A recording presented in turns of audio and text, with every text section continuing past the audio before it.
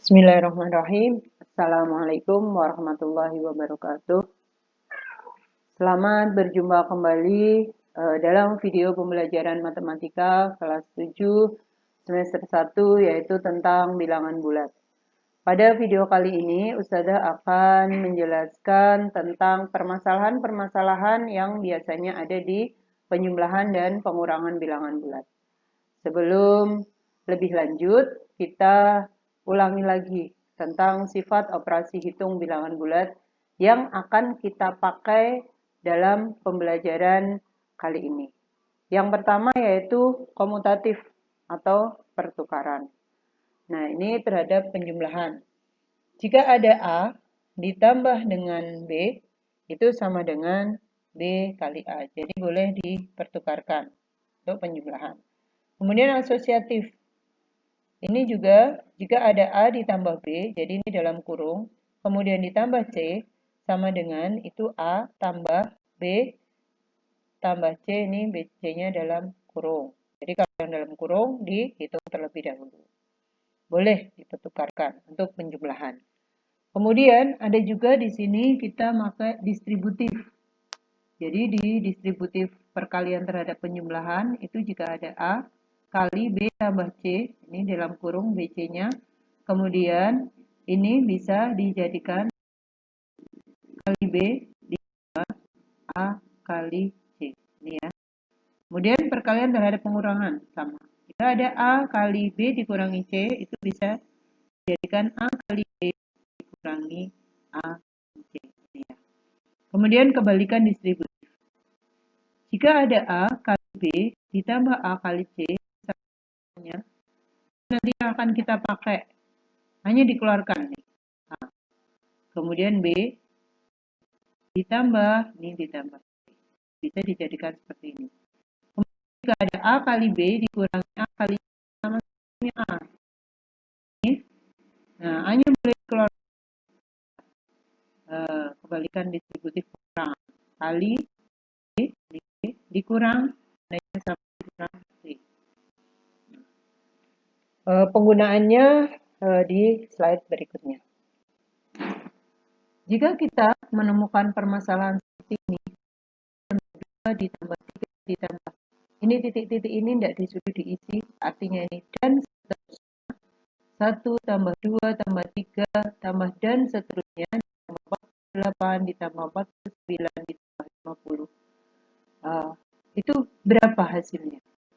Tanpa menghitung satu persatu. Anak-anak bisa saja dengan mudah 1 tambah 2, 3 tambah 3, 6, kemudian ditambah 4, 10, dan seterusnya bisa dengan mudah begitu. Tapi yang diharapkan bukan seperti itu. Jadi ini di titik-titik ini masih ada 4, 5, 6, 7, 8, dan seterusnya sampai ini 50. Jadi ini kita bisa lihat bahwa jika ada satu, ini kita akan tahu bahwa 51. Dipasangkan nih, 2 tambah 49, ini 51. Ditambah 48, 50. Kemudian nanti 4 tambah 47, 51. Dan seterusnya. Ada berapa nih 51-nya? Nah, ini melibatkan sifat operasi hitung, pertukaran atau komutatif, dan asosiatif. Kalau misalnya saya jabarkan seperti ini. Ini ada 1 ditambah 49 ditambah 3 ditambah 48 dan seterusnya. Jadi ditambah seterusnya. Berapa nih di tengah-tengah? Ada berapa? Yang masing-masing ini hasilnya 51.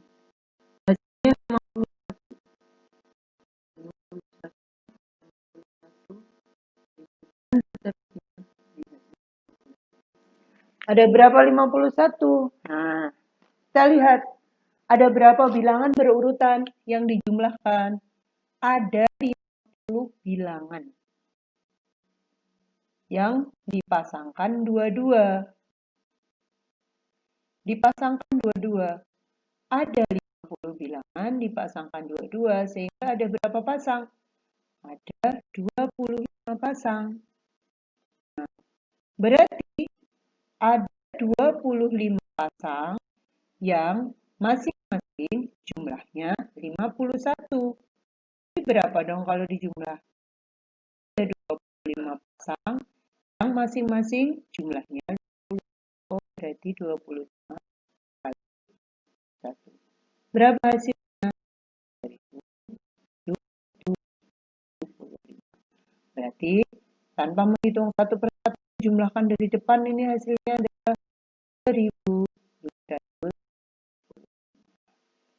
Ya. Kemudian selanjutnya. Yang selanjutnya adalah 2 tambah 4 tambah 6 tambah 8 tambah 9. 2 tambah 4 tambah 6 tambah 8 tambah dan seterusnya tambah 96 tambah 98 tambah 100. Berapa nih hasilnya? Satu persatu. Nah, Ustazah misalkan ambil 2 saja nih. 2 ditambah 4. Nanti prosesnya mengikuti ke bawahnya. 2 ditambah 4. 2 bisa Ustazah jadikan 2 kali 1. 4 bisa Ustazah jadikan 2 kali 2. Ya. Kalau tadi hanya melibatkan operasi komutatif dan asosiatif, di sini akan melibatkan kebalikan distributif. Nah, saya jadikan 2 kali 1, 4 2 kali 2. Masing-masing angka 1 ditambah 2. Kemudian Ustazah ambil 3 bagian. 2 ditambah 4 ditambah 6. Sama nih. Sama seperti atas nih. 2 kali 2, yang ini 6. Ustazah 2 kali 3. Sama-sama sifat kebalikan distributif. 2, 1 ditambah 2 ditambah. Kita kembali ke soal. Ini ada 2. Saya jadikan 2 kali 1. 4. 2 kali 2. 6. 2 kali 3. 8. 2 kali 4. Tambah seterusnya. 96. 2 kali 48. 98. 9 sedangkan 100. 2 kali. Nah, sama angka 2. Nah, dikeluarkan 2 kali 1 tambah 2 tambah 3 tambah 4 dan seterusnya. 48 tambah 9 tambah 5. Nah, di slide sebelumnya anak-anak ingat bahwa ini tadi sudah ada nih hasil pertimbangan 1 ditambah 2 ditambah 3 tambah 4 terusnya sampai tambah 50. Itu hasilnya berapa tadi? Nah, di video sebelumnya, di slide sebelumnya, ini itu hasilnya 25 kali 51. Ini sudah ada hasilnya tadi. Maksimalkan apa saja tadi?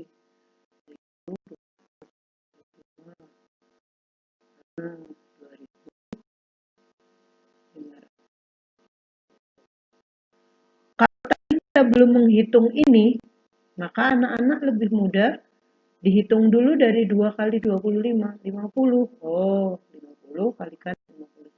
Itu ya. Karena tadi udah ada hasilnya ini, maka Ustazah begini. Lanjut.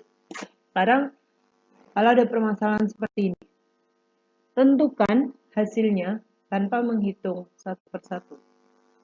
1 dikurangi 2 ditambah 3 kurangi 4 tambah 5 kurangi 6 tambah 7 kurangi 8 tambah dan seterusnya. Tandanya selalu kurang tambah. Angkanya berurutan dari 1 sampai 100. Nah, ini bagaimana menghitungnya? Nah, lihat.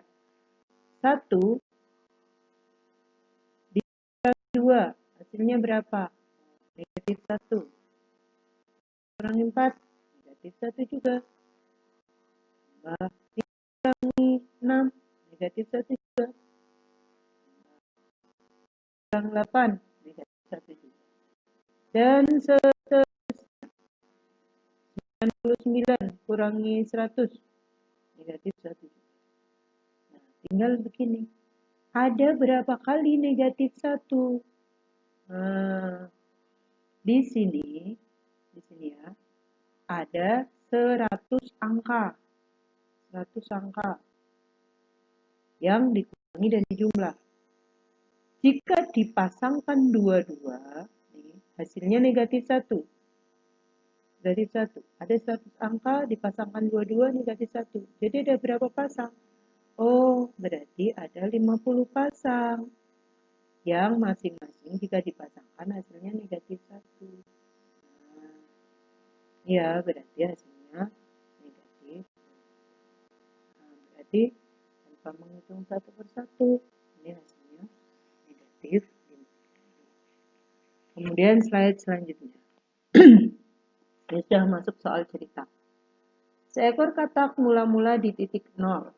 Katak itu dapat melompat ke kiri atau ke kanan. Sekali melompat, jauhnya 4 satuan. Jika katak melompat 2 kali ke kanan, kemudian 3 kali ke kiri, tentukan posisi katak itu setelah lompatan terakhir. Tentu saja, jika kita mengerjakannya dengan garis bilangan, akan mudah sekali. Ya, Ustazah nanti jelaskan menggunakan garis bilangan dan menggunakan kalimat matematika. Jadi, ini melompat, sekali melompat jauhnya 4 satuan. Kemudian dari 0 nih, dari titik ke 0, melompat 2 kali ke kanan. Nah, padahal sekali lompat 4. 1, melompat 2 kali. 2. Melompat 2 kali ke kanan. Kemudian, dia melompat lagi 3 kali ke kiri. 1, 2, 3. Ternyata posisi sekarang ada di posisi negatif 4. Nah, bagaimana jika dipakai kalimat matematika? Posisi katak. Posisi katak. Sekarang. Ya. Nih. Sekali melompat, jauhnya 4 satuan. 4 kali 4. Kemana? Melompat ke kanan. 2 kali ke kanan. Ke kanan berarti positif. Oh, 2 kali ke kanan. Kemudian ke kiri. 3 kali ke kiri. Min. 3 kali ke kiri. 3 kali. Nah, berapa setiap lompatan? 8 kurangi 12. Jadi, posisi katak sekarang ada di titik negatif 4. Nah, lanjut. Permasalahan yang berikutnya. Seorang turis di Selat Sunda melihat seekor ikan lumba-lumba meloncat sampai 4 meter di atas permukaan laut. Kemudian ikan tersebut kembali ke laut menyelam sampai 9 meter di bawah permukaan laut. Tentukan selisih ketinggian meloncat dan kedalaman menyelam ikan lumba-lumba tersebut. Tentu saja ini juga akan mudah jika menggunakan garis bilangan. Jadi pertama-tama seekor lumba-lumba itu melompat. Melompat 4 meter di atas permukaan laut, berarti positif 4 meter. Menyelam itu 9 meter di bawah permukaan laut. Selisih. Ingat, selisih itu sama juga dengan jarak, ya. Ingat-ingat. Selisih itu dari bilangan yang besar dikurangi bilangan yang kecil. Ini positif 4, ini negatif 9. Yang besar, yang lebih besar itu 4. Berarti 4 dikurangi negatif 9. Nah, ini bisa dijadikan penjumlahan.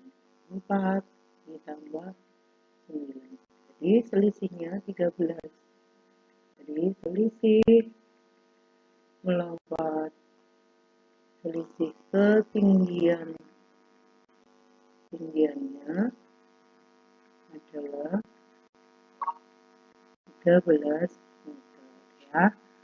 Coba dilihat di garis bilangan ini. Pertama melompat 4 meter. 1, 2, 3, 4. 1, 2, 3, 4. Kemudian kembali lagi ke laut. Menyelam 9. 1, 2, 3, 4, 5, 6, 7, 8. Nah, selisih atau jaraknya berapa nih dari titik, dari ketinggian melompat sampai kedalaman menyelam lumba-lumba? 1, 2, 3, 4, 5, 6, 7, 8, 9, 10, 11, 12, 13. Sama ya. Jadi selisih ketinggiannya adalah 13 meter. Demikian video pembelajaran kali ini. Semoga bermanfaat. Mohon maaf dari Ustazah. Wassalamualaikum warahmatullahi wabarakatuh.